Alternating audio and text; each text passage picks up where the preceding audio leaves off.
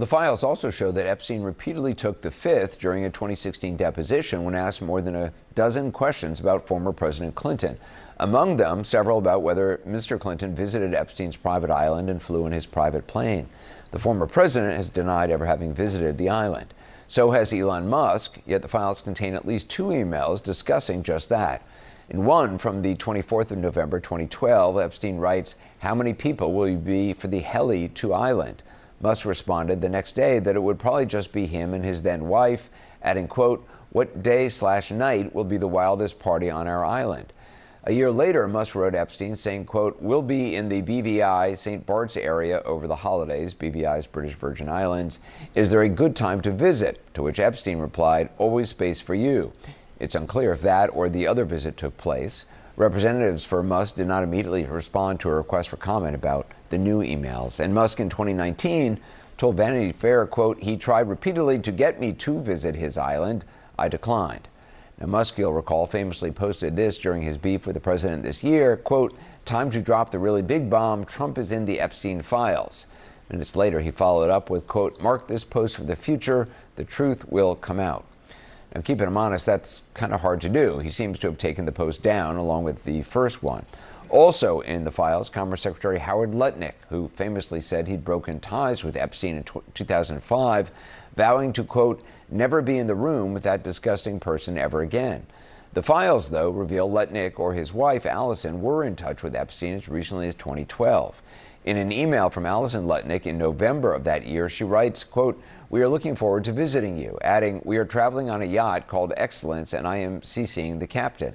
A spokesperson for the Commerce Department did not immediately respond to a request for comment. So a lot to talk about tonight. Starting us off, CNN Chief Legal Affairs correspondent Paula Reed. She's been going through the documents all day. So what stands out to you from the documents you've reviewed so far?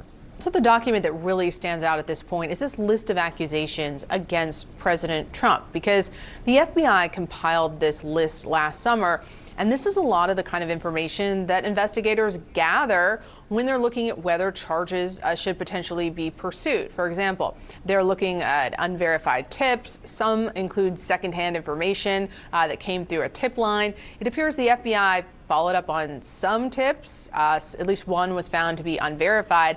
But this is the kind of information they collect but do not usually make public if there are no charges brought in a case. Now, of course, President Trump has always denied any wrongdoing connected to Epstein.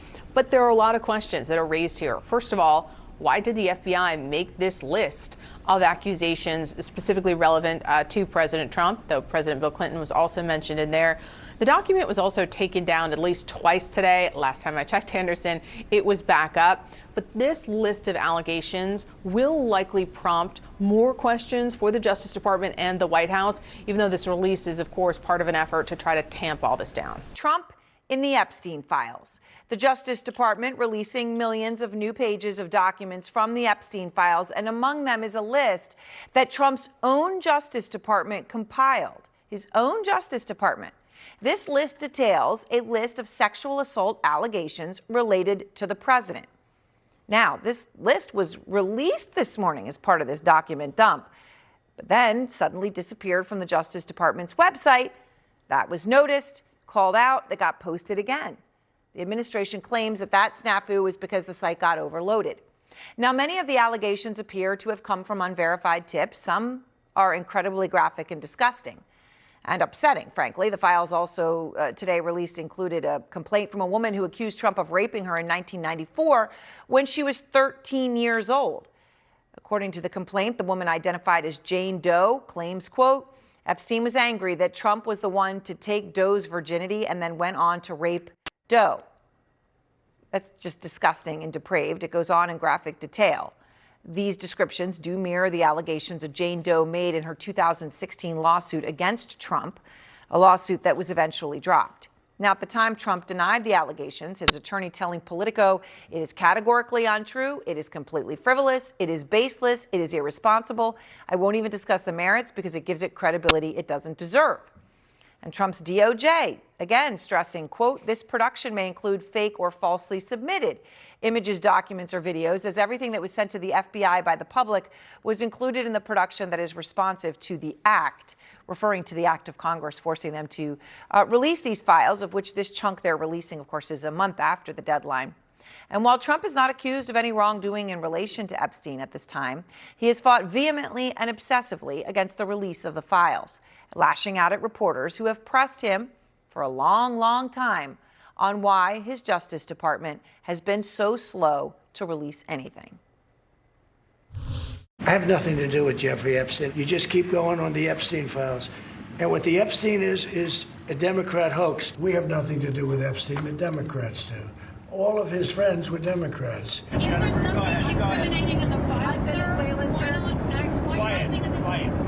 When you talk about the Epstein hoax, it's just a hoax. The whole Epstein thing is a Democrat hoax. Joining us now is Virginia Democratic Congressman James Walkinshaw, who sits on the House Oversight Committee. So, Congressman, the ranking Democrat on the Oversight Committee, Congressman Robert Garcia, released this blistering statement after the files were released, saying, quote, in part, we are demanding the names of Epstein's co-conspirators and the men and pedophiles who abused women and girls. Do you accept the government's explanation for the redactions they've made? No, I don't. I mean, look, the Trump administration and the Department of Justice has slow-rolled this release at every turn. Today, they released 3 million of the 6 million documents we know they have. We know they have 6 million because they said it. They released 50% of the documents, and the 50% we have today are heavily redacted. So they continue to cover up the full truth that's in the files. So we're going to continue to push the Oversight Committee's investigation. Will continue throughout this Congress and into the next Congress, I suspect. We're not going to stop until we get the transparency that the survivors are demanding. I mean, some of the claims in some of these files are pretty bizarre. And don't sound very credible. In your view, should the general public, what should the general public take away from these files? How are people supposed to know what's credible and what isn't? Yeah, I think that's absolutely fair. And, there are a number of uncorroborated or perhaps unverified allegations against President Trump there. And I think what I would say is all of that deserves additional scrutiny. Some of them have been revealed publicly in the past and perhaps have limited credibility, but all of them should be explored. The Oversight Committee in the coming weeks, we're going to be deposing Jeffrey Epstein's accountant, his attorneys, the attorneys for his estate. So we're going to continue to ask questions. And I think this release, although limited, not what the law requires, this release will provide information to guide our questioning as we move forward. Among the materials that the Deputy Attorney General Blanche said were withheld from this release were files that would jeopardize an active federal investigation. Is it clear to you what investigative avenues remain at this point, or if there are any active federal investigations ongoing into this? I have no insight into the active investigations that the Department of Justice might be engaged in. Obviously, we know President Trump has done what he has done repeatedly and directed the Department of Justice to investigate his political opponents or Democrats with respect to Epstein. I hope that's not the path they're doing. If there are real, legitimate investigations based on what they've learned in the files, those should proceed without any interference or involvement from President Trump. And as we mentioned, the Deputy Attorney General Blanche said that unredacted files would be made available to lawmakers who coordinate with the Department of Justice.